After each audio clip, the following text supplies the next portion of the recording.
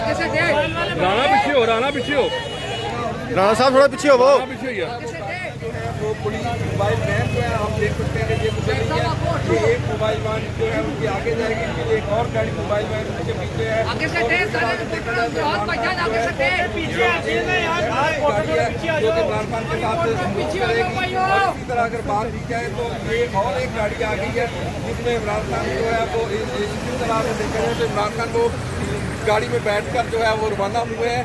और उसी तरह ये आज एयरपोर्ट की जो सड़क आप देख सकते हैं कि किस तरह जो गाड़ियां हैं वो उनके पीछे जो है मूव कर रही हैं। उनके साथ जो उनको प्रोटोकॉल दिया जा रहा है, इसी तरह ये 1122 की रेस्क्यू की जो एम्बुलेंस है वो भी उनके साथ जो है मूव कर रही है।